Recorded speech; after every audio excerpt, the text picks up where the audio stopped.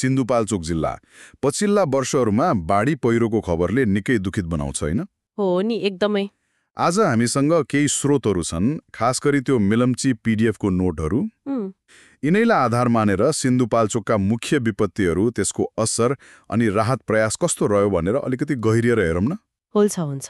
सिन्धुपाल्चोकको भूगोल नै अलि जोखिमपूर्ण छ। हो। स्रोतले देखाए अनुसार 2014 को जुरे पहिरोबाट सुरु गरौं कि त्यसले ठूलै तरङ्ग ल्याएको थियो। जुरे? त्यो त अगस्त 2, 2014 मा गएको हैन? हो। त्यसले त सुनकोशी नदी नै थुन्यो भन्छन् नि। पुरै थुनेर कृत्रिम ताल जस्तै बनेको थियो। अनि मानवीय क्षति 156 जनाको ज्यान गयो, 24 घर बग्यो। ओहो, कहाली लाग्दो। एकदमै। अनि त्यो नदी थुनिदा तल्लो तटीय क्षेत्रमा कति त्रास भयो होला, महिनौसम्म। हो त। नदी खुलाउन नेपाली सेनालाई खटिनु पर्यो। 45 दिन लाग्यो रे नहर खन्न। 45 दिन? लामो समय रहेछ। निकै। अनि सरकारी राहतको कुरा गर्दा सुरुमा मृतकका परिवारलाई 40,000। त्यो अन्त्येष्टि खर्च भनेर। हो। अनि त्यो क्षतिको आधारमा कार्ड दिने सिस्टम पनि थियो, रातो, पहेँलो, हरियो। त्यो कार्ड प्रणाली। तर त्यो कति प्रभावकारी भयो भन्ने चाहिँ खै स्रोतमा धेरै खुलाएको छैन। त्यो चाहिँ अलि अस्पष्टै छ। ठिक छ। अब जुरेको 6 वर्षपछि 2020 मा फेरि अर्को ठूलो घटना भयो। लिदी पहिरो, जुगल गाउँपालिकामा। हो, लिदी। त्यहाँ 39 जनाको मृत्यु, 13 घर पूर्ण क्षति, तर 132 घरमा असर परेको देखिन्छ। हो, मानवीय क्षति जुरे भन्दा कम भए पनि प्रभावित घरको संख्या चाहिँ हेर्नुहोस् न, 172 घर। निकै धेरै। यसले पहिरोको फैलावट ठूलो थियो भन्ने देखाउँछ। अनि यहाँ राहतको स्वरूप अलि फरक थियो कि? फरक देखिन्छ। स्रोत अनुसार विस्थापित परिवारलाई सुरुमा 25,000। 25,000? अनि अस्थायी बास बनाउन थप 25,000। भनेपछि जुरिएको 40,000 भन्दा फरक रहेछ। हो, सायद विपदको प्रकृति, तत्कालको आवश्यकता हेरेर रकम फरक परेको होला। हुन सक्छ। अनि यी दुई पहिरोपछि फेरि 2021 मा अर्को विपत्ति, मेलम्ची बाढे। हो, मेलम्ची। यो त झन् बजार क्षेत्रमै पस्यो। असारमा मानवीय क्षति 29 जना। यसमा त विदेशी नागरिक पनि परेछन् है।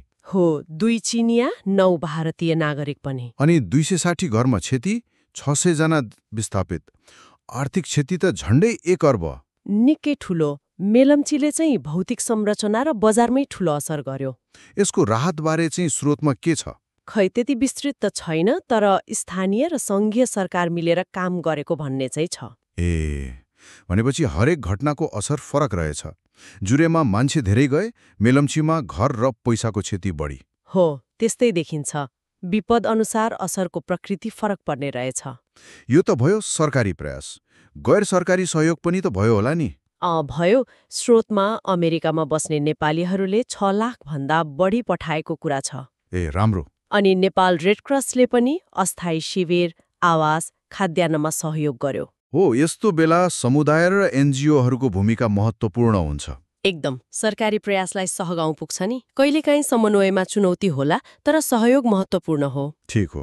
भनेपछि आजको यो छोटो चर्चाले के देखायो भने सिन्धुपाल्चोकले भोगेका विपत्तिहरू निकै गम्भीर थिए। मानवीय र भौतिक क्षति ठूलो भयो, अनि राहतको स्वरूप पनि घटना अनुसार केही फरक देखियो। हो, र यसले हामीलाई एउटा महत्त्वपूर्ण प्रश्नमा ल्याइ पुर्याउँछ जस्तो लाग्छ। के होला?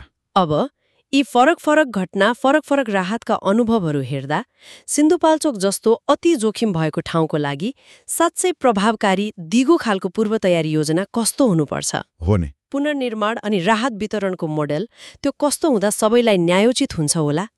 यो चाहिँ साँच्चै सोच्नुपर्ने विषय हो। दीर्घकालीन समाधान के हुन सक्छ भन्ने कुरा हो। त्यही त, यो विषयमा अझै गहिरो विमर्श आवश्यक देखिन्छ।